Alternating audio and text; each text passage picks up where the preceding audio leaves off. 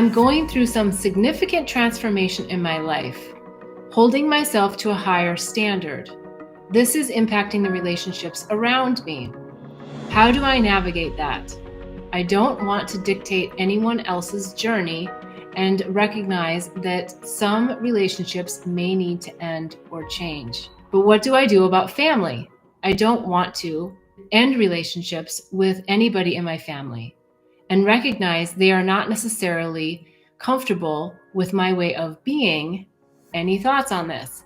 I'm going to take this as sort of a two-part because I think, I think family can be similar, but also different. So let's talk about it in the beginning. So you're holding yourself to a higher standard. Bravo. That's wonderful. Sometimes that's hard for us individually to do because we get kind of stuck in our own ruts and do the same things over and over. So if you're really trying to accelerate and expand your consciousness and do things a little bit differently and really step into your purpose, your calling, and just being, if you want to say, even a more conscious person, then that brings a lot of interesting situations along with it.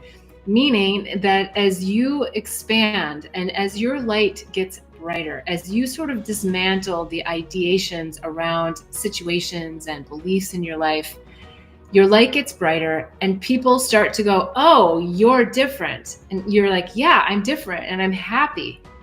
But when you start to do that, it shakes them and makes them feel like, well, maybe I'm supposed to be doing something. Or maybe I don't want to do anything. Most people innately, for some crazy reason, don't like change. They don't like you to change and they don't want to change.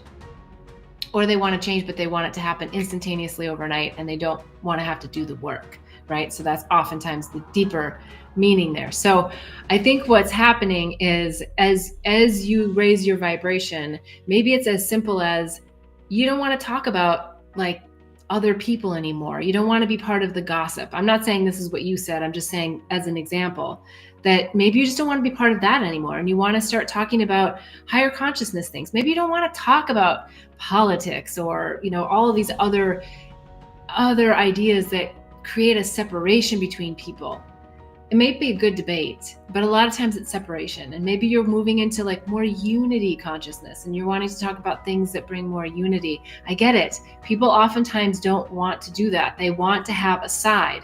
They want to feel that their views and opinions are heard and validated. There's nothing wrong with that. But we have to keep remembering that everyone is on their own journey and everyone has their own free will. So as you ebb and flow in this awakening process, gradually allow yourself with ease and grace to let people fall out of your life and new people come into your life. And so that leads me to that next part, which is seek perhaps other new people in your life, which means that you're changing and you want to get out of some of your patterns. And that might mean a new friend circle, inviting new people. It might mean just spending less time. And I don't think we have to just dump anyone. In fact, I recommend not doing that. I think gradually moving away from people that drain you or that you just don't feel really connected to, then just really start saying to yourself, okay, well, I'm gonna put them sort of in this category over here, and I'm gonna prioritize my time based on what's here for me and my growth, what's here for the people that are also aligned with that growth for myself, and then where are some of the other people that are more like, yeah, they're friends, they're always gonna be friends, but I don't really want to put them at the top of the list, and work through that and be honest with them. Just say, yeah, I'm really just prioritizing some things that are really important to my life and my growth, my personal growth and development. And so I don't have as much time to hang out. And I think that's a really, really fair way to handle it. Now, when it comes to family, so sort of part two to this, I know that can feel a little bit more sticky and tricky.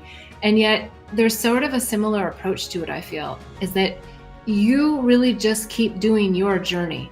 And you communicate along the way what your priorities are.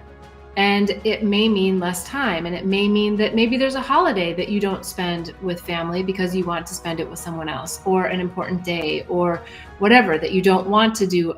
I'm making this up, a drinking birthday or something. And you want to do something that's, more of a crystal bowl healing session with your friends.